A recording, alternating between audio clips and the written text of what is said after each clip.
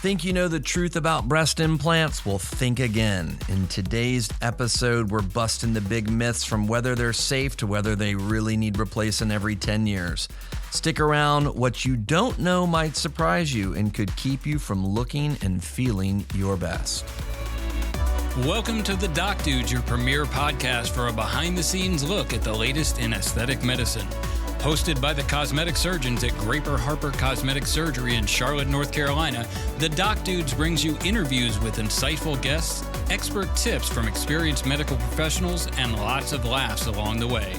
And now, here's Dr. Garrett Harper, Dr. Robert Graper, and Dr. Evan Zug, also known as The Doc Dudes. Welcome to another episode of The Doc Dudes. Today's title is What You're Getting Wrong About Breast Implants. Man, we are going to take a deep dive.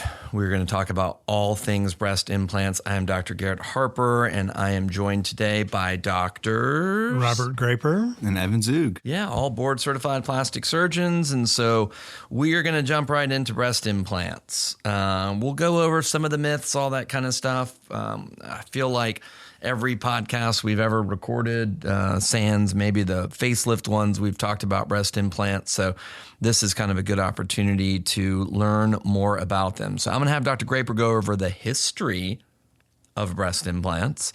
You don't need to go too crazy, but just talk about. You want to put people to sleep right away? Go wild, but I mean, let's just talk about how these things started in Houston and what's happened, where we've been through it. Talk a little bit about what happened, at the turn of the century with gels and how they were taken off the market, and we were the only country that did that, and there was really no reason to do it, but we did. Yeah. So talk about all of that. Well, what I remember is in Houston in 1962, for some reason, Thomas Cronin, who had done a fair amount of cleft lip and palate, all of a sudden was interested in breast implants as well, and they would put Ivolon sponges in the breast. Crazy. And then somehow they got from these volume additional sponges to a bag of silicone, right. But at the same time they were developing bags of saline, right. Probably because somebody thought, well, silicone's a foreign body and saline's just salt water. And saline's just salt water, so from an osmotic standpoint, it'll stay in the bag better than pure water would, but yeah. And that's the first generation of implants, and then they quickly moved to the second generation where they're trying to make them softer and lighter, and so they underfilled the implants, and they were very, very soft. But the problem was it's like an underfilled baggie, and when that baggie moved and it was underfilled, there were fold faults. Yeah. Just like you'd fold a piece of paper to try to cut out a coupon, and that's what happened. There were faults in the silicone, and the silicone would leak out. Yeah, it'd rupture. And the media went berserk about faulty implants and that they knew that they would leak, and it turns out they did know that they would leak. So they succeeded in making a really soft implant, but it wasn't a very durable implant. Right. So then they had the implant crisis, as the people in plastic surgery know it, and there was a lot of money spent in lawsuits, but then there came along the third generation of implants, which were more filled, so they were firmer, and the shells were thicker, so they were firmer. Right. But they would still leak if they had a trauma tomb or a manufacturing defect. The silicone was still liquid and it would leak out. And then came the fourth generation of implants, which were called gummy bear cohesive implants, that were shaped, and they had to be textured, because if they weren't textured, if you wanted a shape where the lower pole was fuller than the upper pole, then you had to texture them just so that the implant didn't rotate in the pocket. Yeah, it can't move. And what happened was it rotated anyway, and you couldn't tell the difference. And so people went, why are we spending all this time with that? And then the texturing developed this phenomena called ALCL, which is a rare form of very curable lymphoma. And we got away from that. So now we're into what did I say? Was that the fifth or sixth generation of implants that are now cohesive? So if you cut them, none of the silicone comes out, so they're very safe. They've got the shells thinner because you don't need a thick shell if you got a cohesive fill. And they're not textured, so that if they rotate in the pocket, it doesn't matter. And that's where we are. Right. And also, along with kind of the evolution of the device itself, there was an evolution in placement of devices, right? And kind Exactly. of where you put it. So, I think people used to look at, okay, well, we are augmenting the breast, and the breast sits in front of the pectoralis, major muscle, pectoralis, minor muscles, serratus muscles, all that on the chest wall. But it is not underneath the muscle, the big muscle in your chest. And so in an effort to kind of disguise some of the rippling that you would get with the older devices, try to minimize the unwanted, overzealous scar tissue, which is called capsular contracture.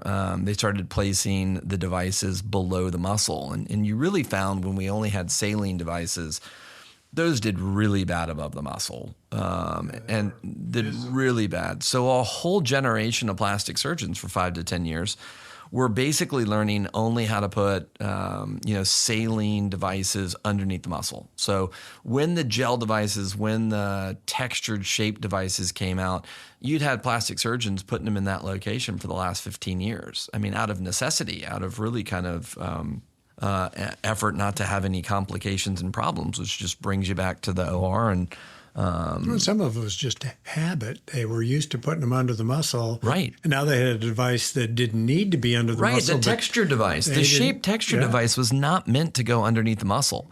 I mean, these devices were meant to supplement the breast tissue plane, the breast tissue area, but they were. They were put underneath that location. And so I think now that we've gotten away, most people have gotten away from the texture devices. We're back to the smooth wall devices, but they've put that same gummy bear gel implant material inside a round device. So you don't need it textured. So you don't have to worry about the ALCL that you were talking about. These things can rotate inside the pocket, and it doesn't look like you got a sideways boob or anything like that because there's no top and bottom to this, right? They're consistent throughout their height and width. And so we now have over the last, because there were 3 implant companies that the United States allowed implants to be made from. There was Mentor, that's been around for forever. There's Allergan Natrel implant, which is basically an offshoot of the older McGann implants, been around for forever. There were Sientra implants, which were introduced probably 2010, 2011, somewhere in there. They were an offshoot of Silamed. Right. And each had its own kind of patents and all that kind of stuff. But, you'd have people in any town and some plastic surgery practices that would use all 3. I mean, if you really felt compelled that one was so much better than the other, so much safer, yada, yada, I think obviously we would all use the exact same implant. So I think there's debate on which is the better implant of those 3. But recently, we got a 4th one now.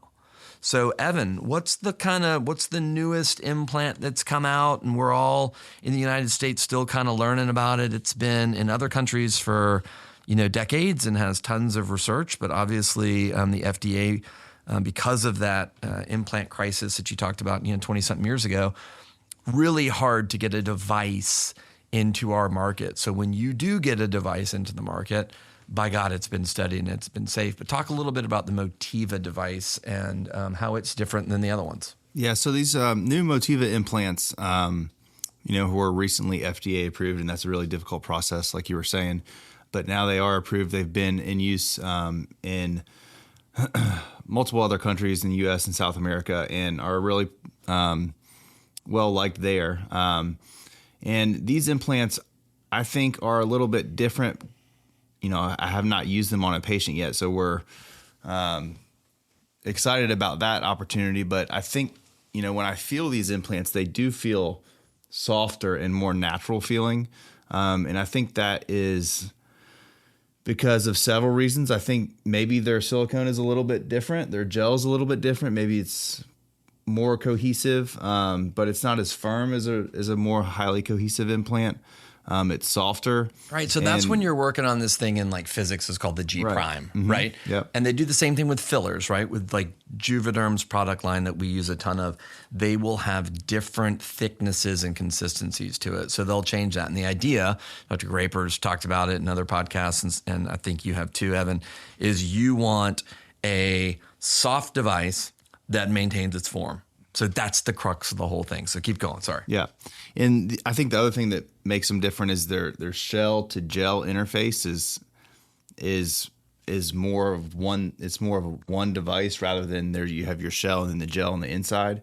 Like you can't separate the shell from the gel if you kind of run your fingers. It's not like filling a bag. Yeah. Yeah. It's not And like a water balloon and then all of a sudden you're filling it with a compound and it's more intimate between the shell and So you think in making them, they have this glob of, I'm sorry to just wondering how they do that, whether they've got this glob of implant material and then they sort of treat the external surface with heat or I don't think it's like charring a bourbon barrel or anything like that. I do think that they're separate components, but I do think that there's a process that's done that changes that. Mentor says the same thing, right? Mentor says that their gel to shell interface, which is what they call, has X, Y, and Z as their kind of advantages. And it may be just they're more filled. They're filled more. Yeah. And that may be the reason. You think the shell I think is there's actually different? less sliding. Like they will look at like friction coefficients and things like that.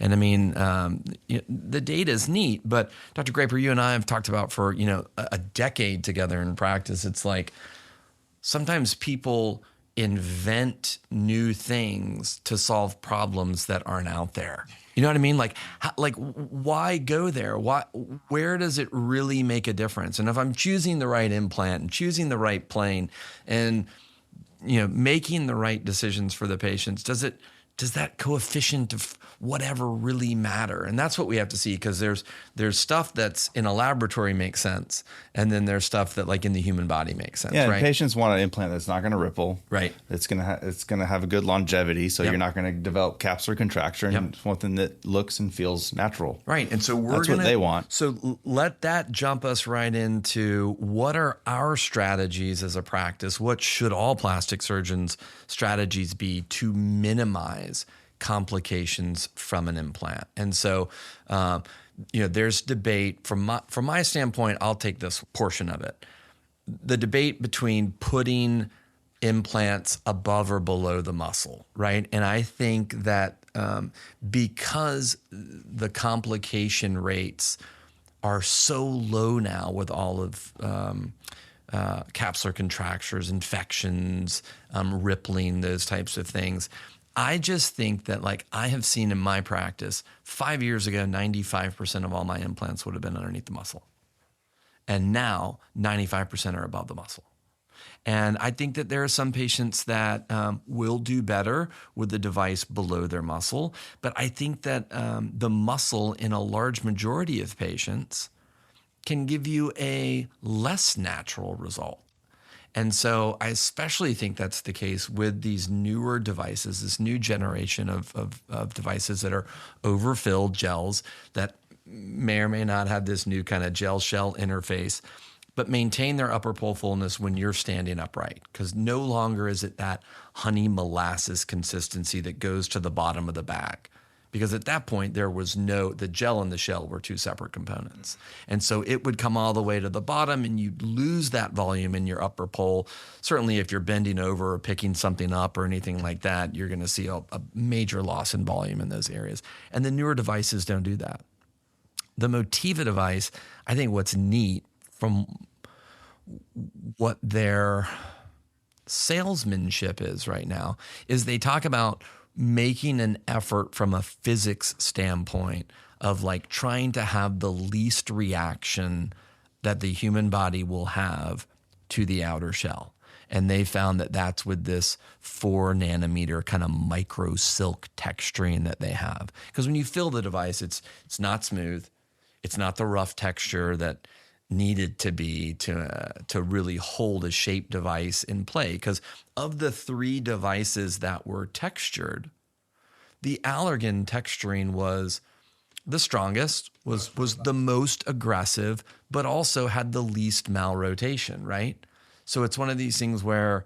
And they say their implants aren't textured, but technically they are textured. They're just defining texture differently. Right. But they also have never had a case of ALCL. Right. With those implants. 100%. So I think Do they have a long enough history to know? They do in other countries. But I mean, in ours, right, the FDA wants us to give them American data.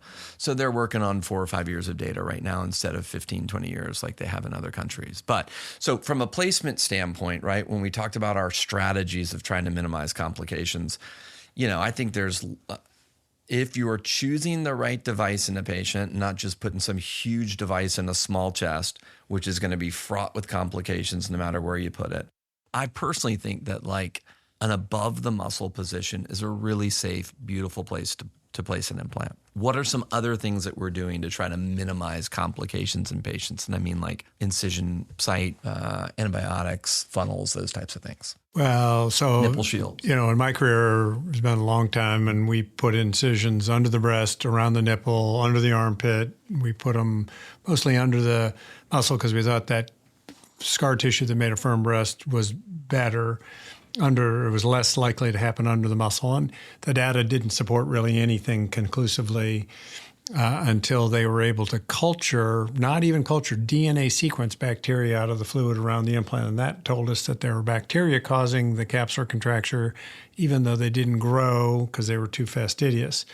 And that was despite us irrigating the pocket with triple antibiotic solution and betadine, because there was an implant in there and the bacteria could live on the implant. So what changed my practice from maybe 15 or 20% capsular contracture rate to almost none was putting an opsite bandage over the nipple, which I think now is fairly standard. Yeah.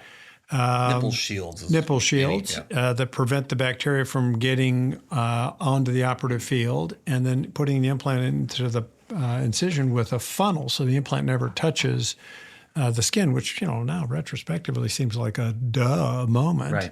But that, and doing everything else the same, has taken that capsular contracture rate to... But I remember all those things, right? Like not only the nipple shield, I remember when we would put those tegaderms, right? Those same op-site dressings over their inframammary fold incision. Mm-hmm. You'd put it, and then you'd cut through that. But it never...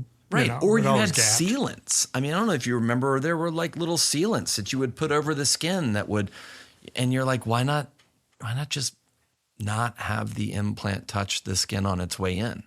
Not force it to go through the nipple areolar complex, not force it to go through the armpit where there's sweat glands, ducts, bacteria, all these types of things. And so we know that betadine's as good as antibiotic solution now. Perioperative antibiotics is one of these things. It's like, I don't know that the data's out there that we necessarily need to, but we do. Yeah, we do. We're going to give you perioperative antibiotics. We're going to typically use an inframammary fold incision. We are going to use a device that's the right size and the right shape for your body anatomically, and discuss with you what should be an option for you and what shouldn't be an option for you. Use the nipple shields, use the betadine solution, use the funnel, all these different points that really go into minimizing the problems. So let's talk a little bit about myths and what are the true facts about implants. So I'm just going to kind of go off the hip on these. Dr. Zug, do breast implants need to be replaced every 10 years? No, not at all.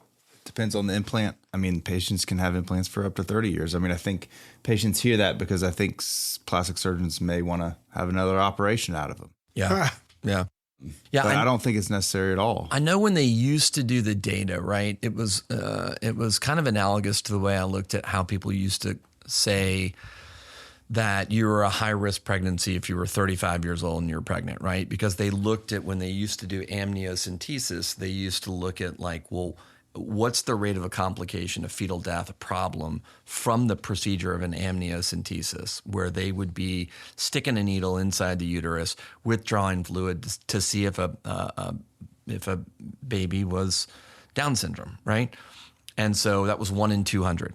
And then they looked at the age of 35, what percentage of those patients have have a Down syndrome child? And it was 1 in 200. So it was where those inflection points crossed, and they just magically came up. But like, you have a 99.5% chance of not having a problem. I mean, it's pretty good odds, right? Mm-hmm. So similarly, I know that they looked at it historically and they said, well, at what time do 25% of breast implant patients require a second surgery or have a second surgery, right? Because this is elective, so it's not totally fair to do that.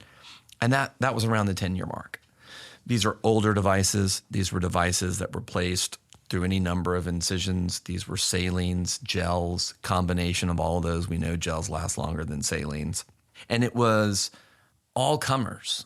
And so, I mean, it wasn't just an implant problem; it was a position problem or a scar problem. right. But also think if the average age of an augmentation is 23, 24 years old, what happens to a woman from age 23 to 33? Right, pregnancies, weight changes, gains. I mean, you go, snow skiing and yard sale that thing out, land right on this saline implant, it pops. It's not the implant's fault, right? So like I tell patients, if we make all the right decisions and you take care of them, right? You Tom Hanks castaway it and don't wear a bra for the rest of your life. But it's still not an implant problem. That's a soft tissue problem. I agree. But I'm just saying you may have another surgery, right? Surgery versus But there's surgery no for an shelf implant life. problem is a different question than surgery because you have a malposition or you want to be bigger or you want to be smaller or There's you want to no lift. shelf life or half-life on these implants. I tell people, we do this right, and I'm 47 years old. And your goals remain the same. Right.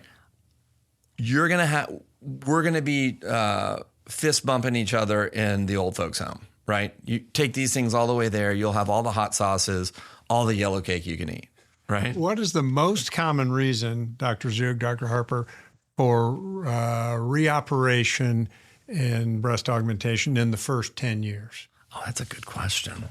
I can tell you my answer. They want to be bigger. Change in size. Yeah. They thought they wanted one thing and now the reality's hit them and they go, oh, you know what? Yep. I love them, but I think they could be a little bigger. So the data used to be pretty easy to remember. When you've augmented a patient, 85% of patients are happy with their size. 15% wish they had a different size. And of those 15%, 85% of those 15% wish they went bigger, 15 went smaller. But I think that what's critical, right, to make sure that you size correctly and do that is having the patient show you what they want to look like.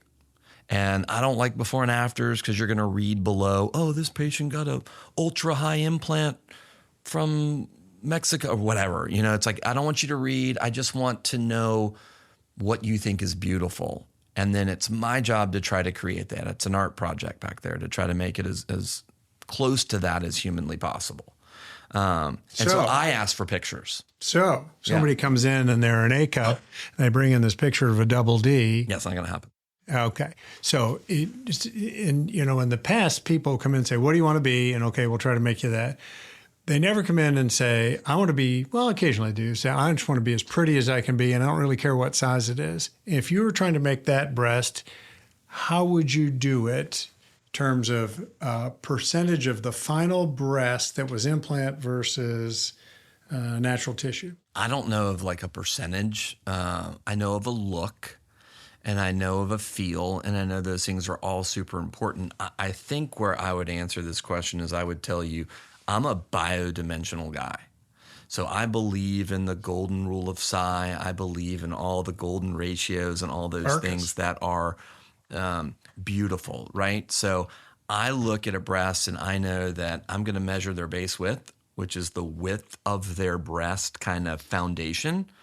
And I know that I'm going to stay within a half a centimeter of that, depending upon if they need more or less shape out lateral, like the side boob that looks so beautiful, right? I also know that I'm going to want from that base width, I want their nipple to fold distance to be 3.5 centimeters less than that. And so I can measure all these things and make adjustments to this, but that's going to ensure that I've got a good ratio of volume above and below the nipple. And I think that's where you start looking at the shape, not necessarily because, if you're an A cup, if you're nipple on skin, you don't have any of your own breast tissue. I mean, we can still make a gorgeous breast and you may be 90% implant at that point. But I mean, the perfect best is somebody who's just got a perfect natural breast. But that's not who's coming in for an augmentation typically. Yeah, so I would answer that question, and correct me if I'm wrong, Dr. Zug, that, if you've got a pretty natural breast that's 100% breast, that's gorgeous, a C cup, you're not even coming in. Right.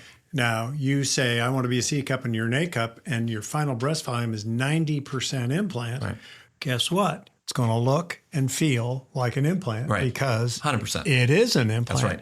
So I'm wondering if that ratio of natural tissue to implant is in the 50% range or maybe 75% range. Certainly the less you get, the more natural it feels and looks. Right.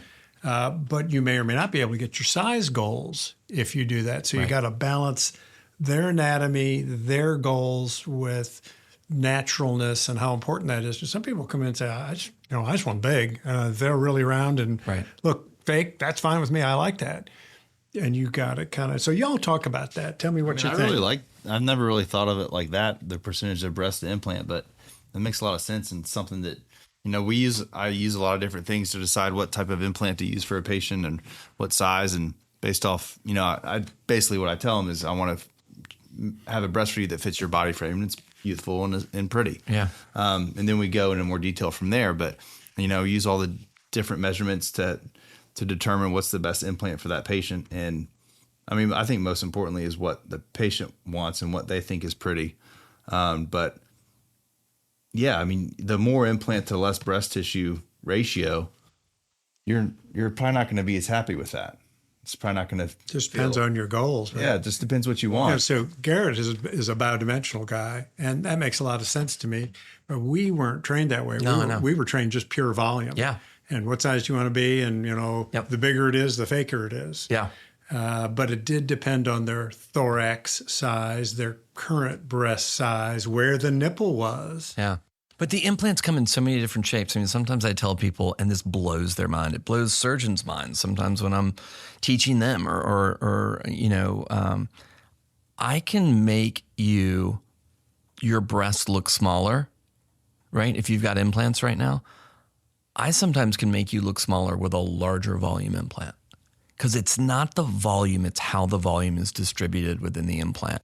And from your ratio standpoint that you're talking about, I can send countless breast reconstructions to you, women that I've reconstructed over the last 10 years that went from having 100% natural breast to a 95% implant breast, and their results will knock you off your socks. It's they have a much prettier breast. Yes, you're pretty talented, though. Well, thank you. But I do think that, the look, the shape of the breast, all those things are always the most critical.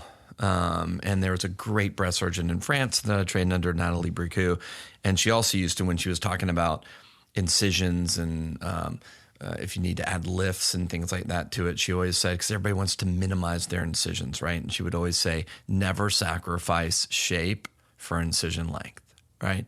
Like the most important thing that patient wants, the thing that they're going to hang their hat on for the rest of their life is, how does my breast look? And feels right up there with it. I get it, but they want to look beautiful and not just in clothes. They want to look great naked. And that's what we want them to feel like. And that's where we really can, affect their confidence and affect their way of life. So, all right, that's the 10 years thing.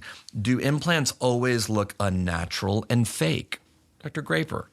I'd say, for my eye, I think breasts are pretty. We really care about them in America. And for me, is that implant becomes more round and firm and high. To me, that's a dead giveaway, especially if you got a really thin woman. There are very few very thin women who have naturally large breasts. They're out there, but they're not very many of them. So most of the time in society, if you see a round, high implant that's not in a push-up bra, because that distorts everything and changes it. No. So, implants can look very fake or they can look super natural, and just depends on the setting and the volumes and all that. Absolutely. All right, Evan. So do implants interfere with your ability to breastfeed? Not usually. Okay. So certainly staying away from the nipple-areolar complex, incision and all those types of things. Theoretically, either dissection above or below the muscle is away from the ducts and glands. So shouldn't. I'm going to take the next question that's basically breast implants, they get in the way of your mammograms. No, I literally wrote a book chapter on this, and Kirby Bland, who was the surgical oncologist at UAB for forever. He was at UAB. He had a book entitled The Breast, and I was assigned this. And so the short answer is no. I mean, you're not in a third world country. You're going to a mammography center that will, they'll have you sign away your waivers so that they don't pop and rupture your implant, which they just have to do to cover their tail. But no, they use a series of Eklund techniques, which is the guy who kind of invented how they can displace the implant. They will get almost identical visualization of your breast tissue as if you'd never had implants, both above and below the muscle. There's no change in those. All right. Dr. Graper, can breast implants cause breast cancer? Short answer is no. This ALCL thing is not a breast cancer. It's not a breast cancer, right? Okay. Yeah. Well, that's right. Yeah. So do breast implants always feel hard and unnatural, Evan? I mean, if they're too big for you, then potentially if there's capsular contracture, they can feel hard. So not if they're done right. But not always. Not if they're done right and you're not having problems, right? They can look amazing. Yeah. Right. And feel amazing. All right. And Dr. Graper, breast implants, are they only for young women? I hope not. Define young woman, right? No, breast implants are for everybody, right? Make the whole world happy with breast implants. Okay, so we've talked about saline silicone, which is safer. You can exercise after breast implants. I do think that's one advantage of going above the muscle is that every time you're engaging your pec muscle, it's not making your breast jump or anything crazy like that. But exercise away, lay on your chest, get massages, do all those types of things, which are amazing. So, the complication rates, all of the problems that used to happen with breast implants are really by the wayside now. These are so amazing. I keep wondering, how are we going to get a better breast implant? And ultimately, they'll keep perfecting the technology. They'll keep working on that. How soft can I get and it still hold its shape? What can we do to the shell to try to have as little reaction as possible to the human body? How can we implant this thing with an antibiotic or something that makes sure we don't get that nidus of bacteria that can increase capsular contracture? But again, we've talked about it countless times. It's like everybody's trying to invent all these new things to solve problems that are minimal. Especially it's so interesting to learn about the history of breast implants because I don't see those things anymore. Right. And y'all have seen them. Oh, yeah. I was trained to put them under the muscle, but I think it's better to put them above the muscle. Right. And all these complications that y'all have seen and we learn about, it really helps patients who are unsteady or uneasy about wanting to have an implant. Right. It really puts that aside because they realize how much better things have gotten with the implant and the surgical technique. I think once they're educated on the safety, this idea of I've heard implants are bad, there really is that kind of concept out there. And I think it's important for all of us to, because that's not what you get in the media, right? In the media, you get the former supermodel that says my implants were making me go crazy and I took them out and now I'm all happy. You're like, I don't think that's what was making you crazy. But in any event, all right. Well, I hope everybody got a lot of their questions answered about breast implants. Of course, if you have any other questions, concerns, come in. We will talk ad nauseum about this. Obviously, we love it. This is what we've chosen to do. And I think that in the right patient, the right implant can do wonders and really change their world and change their life. If you've got questions or topics you'd like for us to cover, visit ghsurgery.com and click on the Doc Dudes from the homepage. There's a link to click to submit your questions and ideas. Subscribe to the Doc Dudes so you'll never miss an episode. New episodes drop the last Tuesday of each month. You'll find us on Apple, Spotify, YouTube, really anywhere you listen to your favorite podcasts, as well as from our website. Follow us on Instagram and Facebook to find out when new episodes drop and other information about our practice. We appreciate you.